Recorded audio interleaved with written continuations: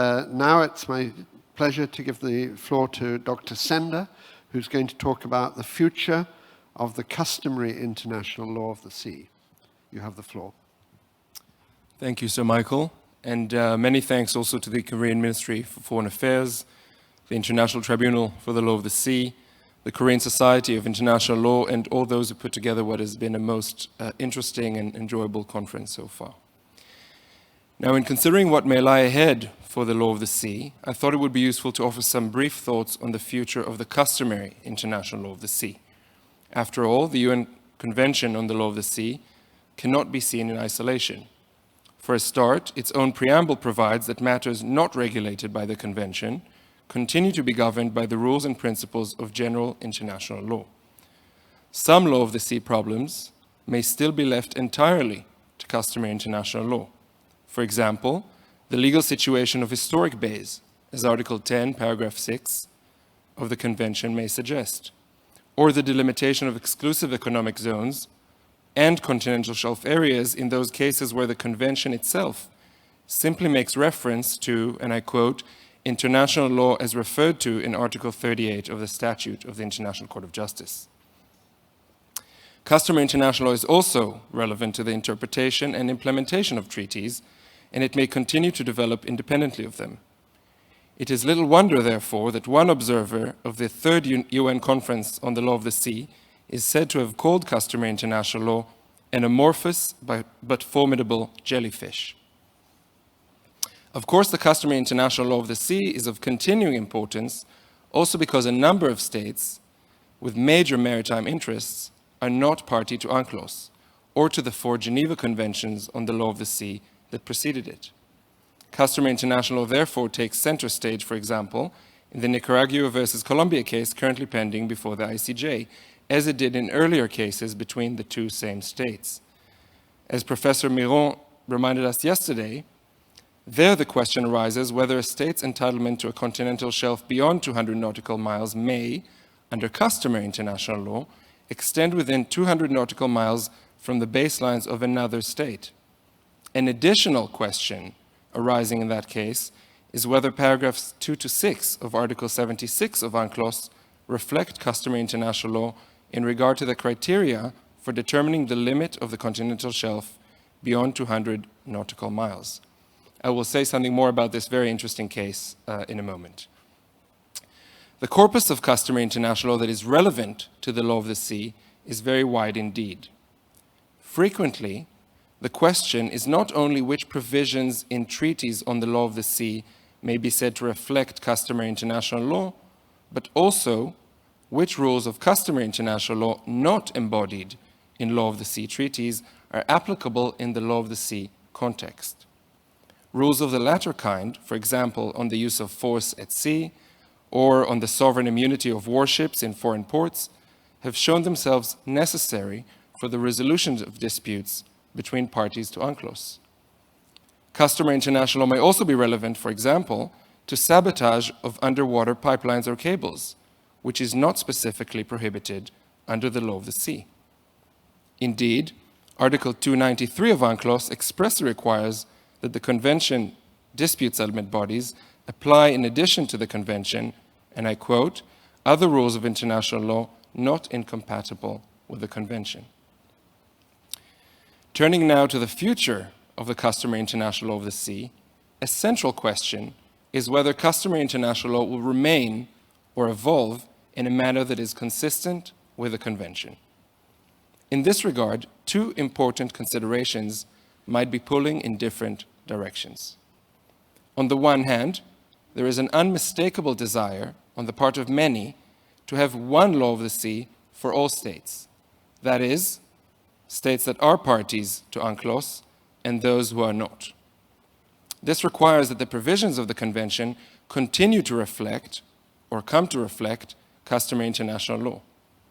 On the other hand, the Convention is now over 40 years old, and customary international law is a potential tool for the progressive development of the law, especially where the needs and circumstances may change and prospects for the revision of a treaty appear dim.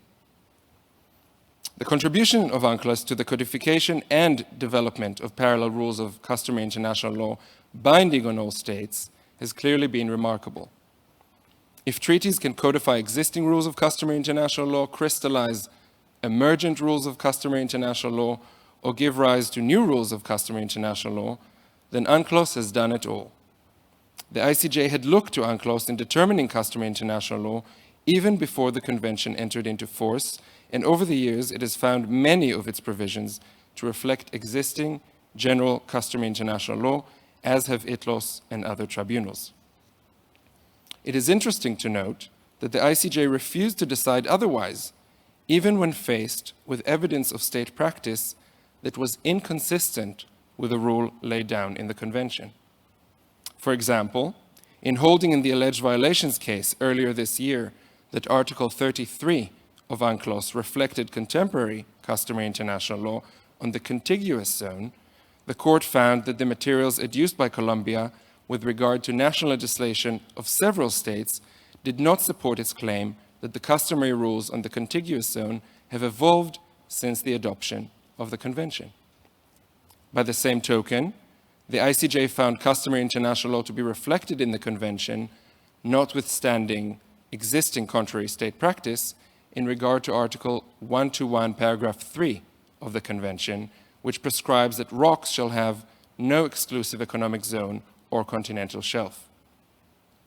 The tribunal in the South China Sea case likewise held, with regard to the use of straight baselines, that, and I quote, notwithstanding the practice of some states to the contrary, the tribunal sees no evidence that any deviations from this rule have amounted to the formation of a new rule of customary international law that would permit a departure from the express provisions of the Convention. The law to regulate new situations at sea may again be found in customary international law, in the Convention, or in both. It is interesting to note in this context that state practice may play a role either as a constituent element of new customary international law or a subsequent practice in the application of the Convention, which may establish the agreement of the parties regarding the interpretation of UNCLOS. The ILA's Sea Level Rise Committee, for example, studied state practice concerning sea level rise not only with regard to the possible creation of new rules of customary international law, but also with a view to the potential role of that practice as subsequent practice of states parties to the Convention.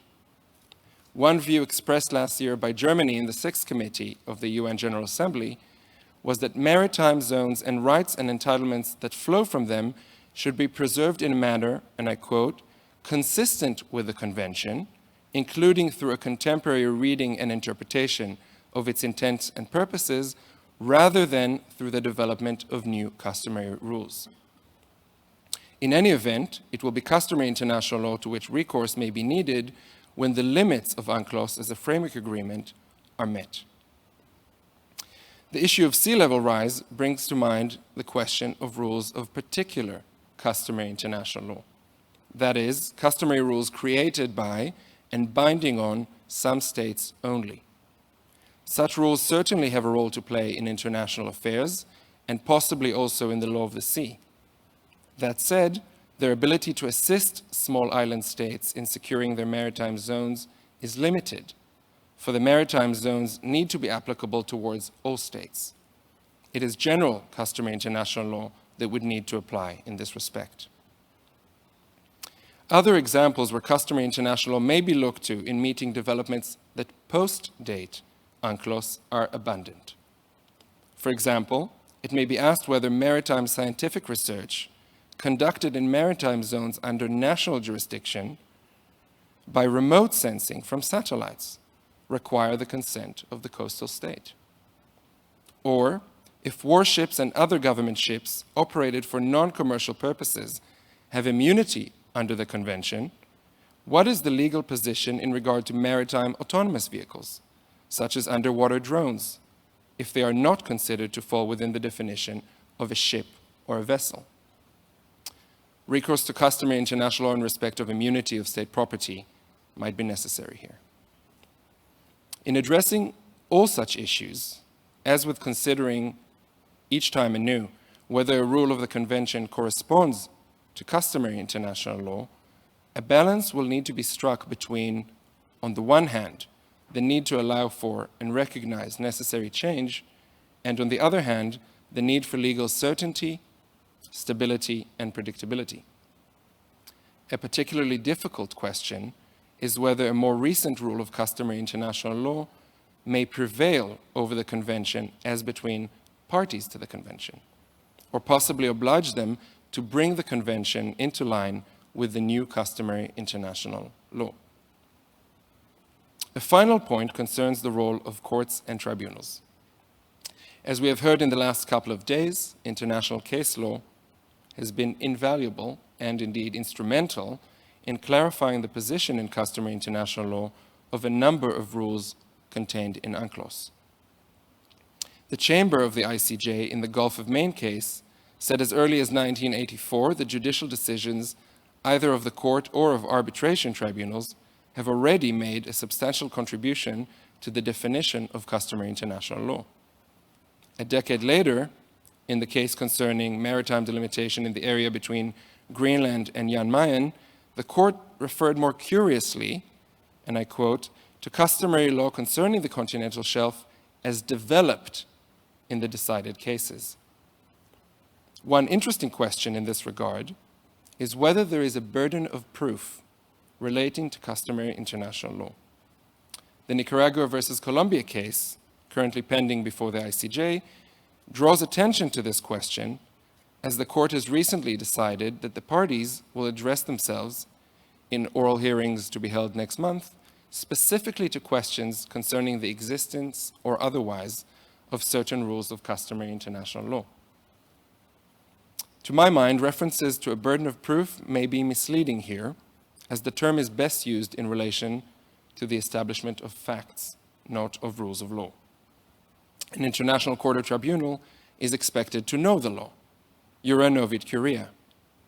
That said, the distinction between fact and law is not an easy one to draw in the context of customary international law, given the factual underpinning of any alleged general practice accepted as law. As we know, states asking an international court or tribunal to apply a rule of customary international law naturally seek to support their argument by as many references as possible to instances of relevant practice and evidence of its acceptance as law.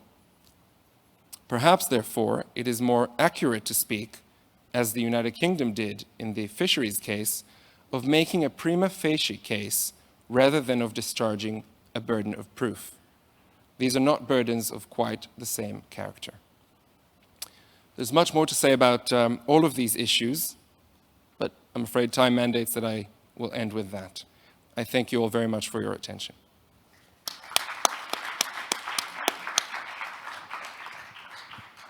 Well, I thank you very much, Dr. Sender. I think indeed we could have a whole lecture series on the customary international law of the sea. It's many years since Professor Treves gave such lectures at The Hague, and perhaps it's time for a new lecture series or indeed a new conference on the subject.